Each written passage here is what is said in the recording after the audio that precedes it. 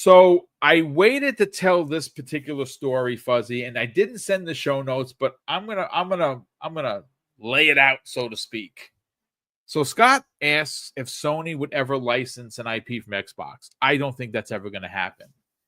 But the question has been is when is Sony going to be when will Sony put more of their games onto Xbox, and what will those games be? Well, we have some evidence that is going to force that conversation and force the issue. So we obviously know Concord was a complete flop. $400 million bath, and they have to make that money back. Astrobot, my top 3 of 2024, one of my favorite games this year, and I'm an Xbot. Absolutely loved every freaking second of Astrobot on the PS5. There was nothing outside of that last hidden bunch of levels that I just want to give the finger to, and I won't do that live on the air. I just want to give those levels the finger because those are preventing me from getting the platinum, and they're just ridiculous. There are no checkpoints. You have to get all the way to the end, and they are ridiculously hard. So I was like, Fangul, that's it. I'm not doing it, right? So fine, whatever. One of my favorite games of the year, but like many PlayStation first-party IPs, the fan base failed this game. 1.5 million copies sold. I'm sorry, folks. I don't care how you try to twist it, what virtual gymnastics you're going to try to do with flipping and rolling left, right, and center. You're not going to win me on. That's a win, Boom. That's a W. It's an L, and it's an L for PlayStation fans. Shame on you, because I bought it, loved it. It's in my top 3 of the year. One of my favorite platformers in freaking years, right? And I'm an Xbox, so I did some digging, and I'm like, Lego Horizon came out, and it literally came out to a whimper. Like, we have no numbers. Well, we have numbers. We got some numbers. But what we don't have is the sales numbers on Switch and on PlayStation. Now, I did read somewhere where the forecast for sales on Lego Horizon on PS5 are starting to hover around Concord. Concord sold 25,000 copies. That's it. If that's the case, that's terrible. Mm-hmm. So I said this even before the game launched, Fuzzy, I really believe that the Switch players are going to go out and buy this game in droves. It's a Lego game. Lego games are freaking awesome, especially if you have small kids, right? Now, maybe, and again, I don't know if Lego Horizon is going to resonate with the Switch crowd because they don't really know who Aloy is if they're Switch players. But the fact that I like her as a character. Like, I know people get on me about that. Like, oh, Boom, how do you like her as a character? I do. I loved the first one. Aloy, I thought, was a brilliant freaking character. I didn't like what they did with her in 2, which is why I never finished 2, but I absolutely loved Horizon 1 from start to finish. And the DLC was phenomenal. But I think Switch players will certainly step up to the plate and buy more than the PlayStation players, which, again, it's first party. You should be ashamed of yourself. So these are the numbers I'm talking about. Now, Steam.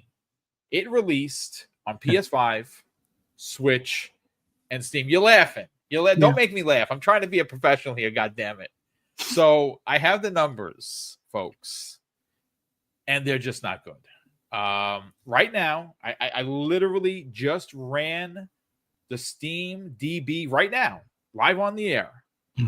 There are 185 people playing. The last 24 hours, there was 372 people playing.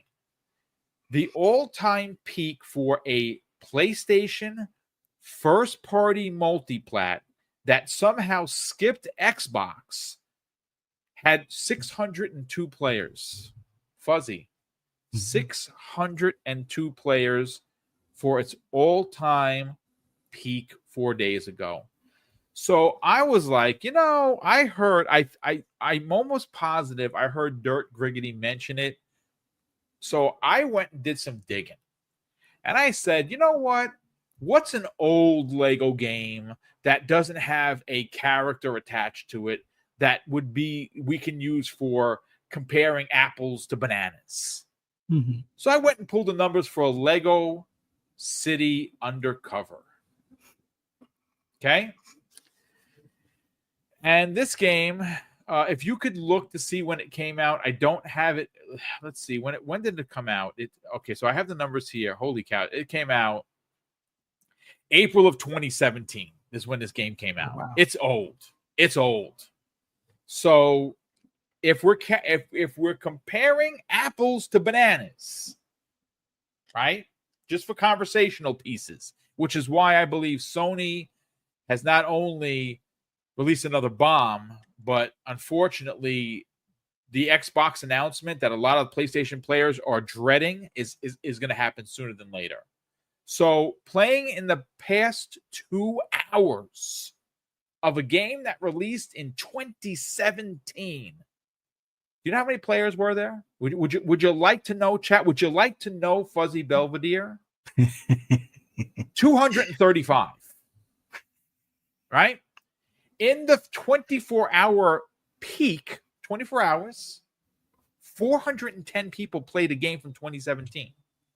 The all-time peak, and again, it's not big, 804. So when you compare apples to bananas, Lego Horizon is not doing really well. And you know how we know it's not doing well? Because Sony ain't talking. That's why. And it is why you're going to see a couple of things happen. I don't know if Sony can keep taking these kinds of losses. I don't know how long it's going to be before they make some changes at leadership, specifically with Herman Holtz. Because again, if you look under his tenure, you got Concord being compared to their Star Wars. That's not good, right? Astrobot, and again, Astrobot's phenomenal, but it only sold 1.5 million. Where are you, PlayStation fans? Where are you? I bought it, loved every second of it, put over 40 hours. I'm not sorry that I did. One of my favorite games of the year. Where are the Sony players?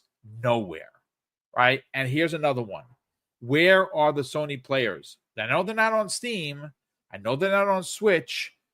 Where are they putting this game up? It's a first-party IP. It's one of the few that they had released this year. And it looks really good. Now, I'm going to buy it. I'm not buying it on PS5. I'm going to buy it on the Switch during Black Friday, and I'm going to enjoy the heck out of it. I'm going to play with Tyler. I'm going to buy a copy for him and a copy for me. I cannot wait. But let's talk about this being another part of the bridge that's being built to having more Sony games come over to Xbox, because they can't live like this. Yeah. I was thinking about this a while ago, and Griggity, I think, nailed it on the head as far as like, this isn't really a known IP for those that would be into Lego games in general. Like in the grand scheme of things, typically, whether it's DC characters, Marvel characters, Star Wars, what have you, Lego usually seems to do best when it's that type of IP. And, PC players will buy it, whether it's for the adults that enjoy some of these Lego games. Like the Star Wars game is pretty fun. Yeah, it looks silly, whatnot, but it's still fun. And they have some humor in there that might go over the head of most kids, kind of thing.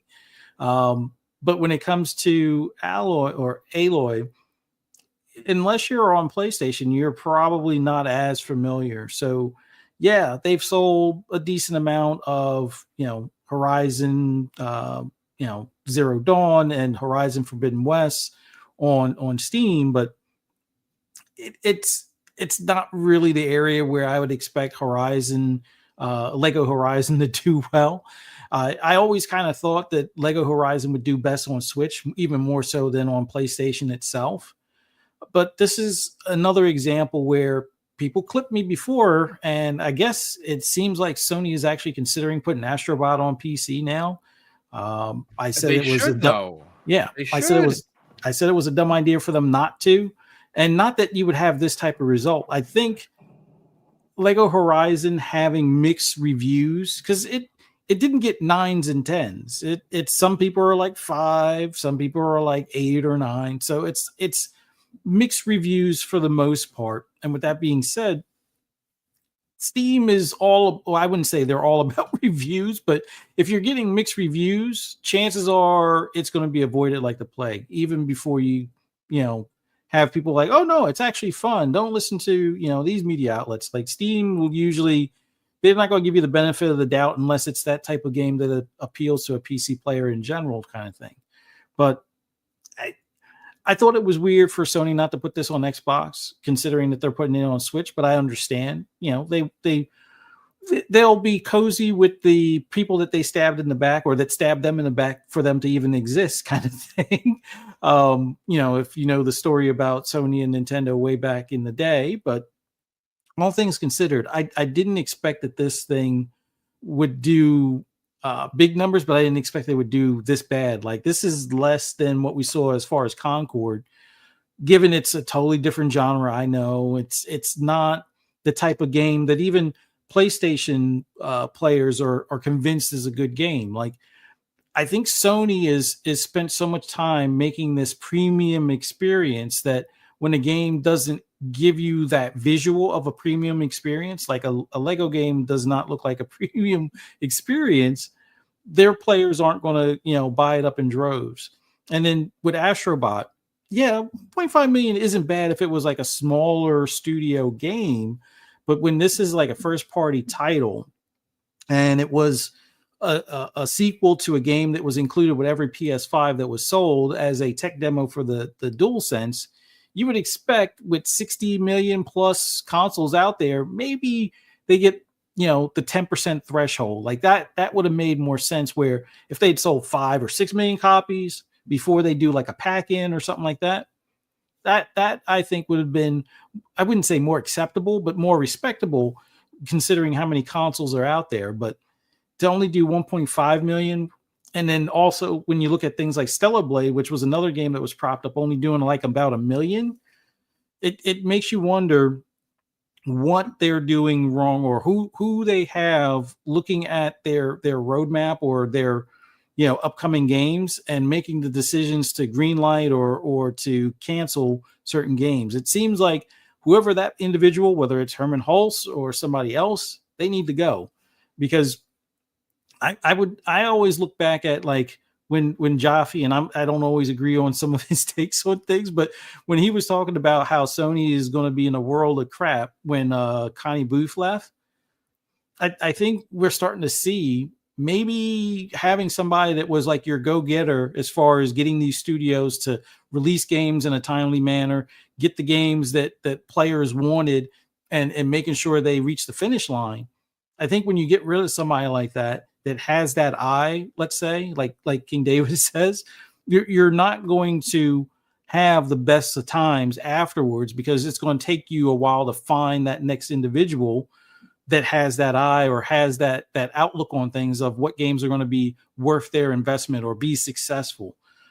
Maybe if we find out later on in a tell-all book, I don't know if Jason Schreier will be the one writing it or somebody else, but if it's one of those things where Connie Booth is like, yeah, this game Concord, it ain't it, and they probably like, oh, we won't have that toxic negativity here, you get out type of thing, and it is what it is, and now they're taking that was it almost $500 million bath on that game. So I don't think Sony is going to quite port things over to Xbox just yet.